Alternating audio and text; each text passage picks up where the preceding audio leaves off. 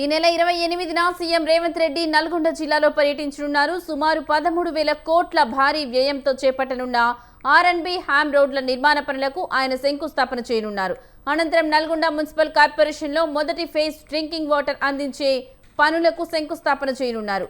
శంకుస్థాపన అనంతరం NG college మైదానంలో నిర్వహించనున్న భారీ బహిరంగ సభకు హాజరవుతారు. ఈ సభలో సీఎం ప్రజలను ఉద్దేశించి ప్రసంగించనున్నారు.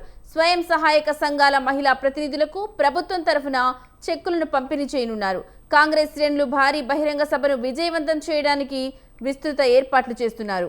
ఇక ఇదే అంశానికి సంబంధించిన మరింత సమాచారం మా కరెస్పాండెంట్ సైదులు ఫోన్ ద్వారా అందిస్తారు.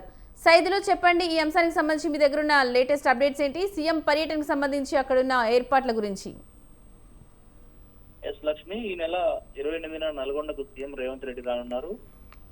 13,000 కోట్లతో వ్యయంతో నిర్వహించినటువంటి ఆర్ఎన్బి హోమ్ రోడ్లకు సంబంధించి కూడా ఈ పనులను శంకుస్థాపన చేయనున్నారు ఆయన. ఇప్పటికే సీఎం పర్యటన సందర్భంగా కూడా మంత్రి కోమటిరెడ్డి వెంకటరెడ్డి జిల్లా పోలీసు యంత్రాంగంతో పాటు జిల్లా కలెక్టర్ తో సమావేశం ఏర్పాటు చేసినట్టు తెలుస్తా ఉంది. మొత్తంగా ఇప్పటికే ఏదైతే ఈ సభకు సంబంధించి కూడా సభా స్థలానికి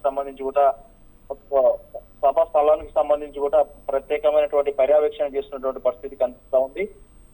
మొత్తంగా హైదరాబాద్ నుండి హెలికాప్టర్ లో బయలుదేరి నల్గొండ జిల్లా కనగల్కు అయితే చేరుకుంటున్న పరిస్థితి కనిపిస్తా ఉంది. మొత్తంగా ఏదైతే మధ్యాహ్నం 3:30 ఏదైతే కనగల్ ప్రాంతంలోనే ఏఎంసీ మార్కెట్ యార్డ్ వద్ద నిర్మించినటువంటి హోమ్ రోడ్ల పైలాన్ కు సంబంధించినటువంటి ఆవిష్కరించేటువంటి కార్యక్రమం చేపట్టనున్నారు. అనంతరం నల్గొండ మున్సిపాలిటీకి సంబంధించినటువంటి కార్పొరేషన్ లో మొదటి ఫ్రిడ్జ్ డ్రింకింగ్ వాటర్ అందించేటువంటి పనులకు శంకుస్థాపన చేయనున్నారు.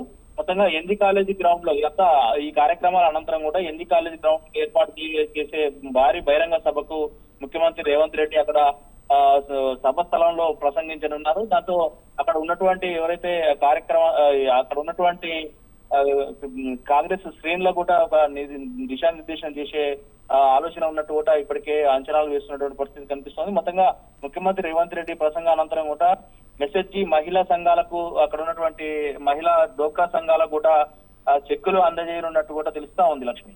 Right Saidulu, thank you for the updates.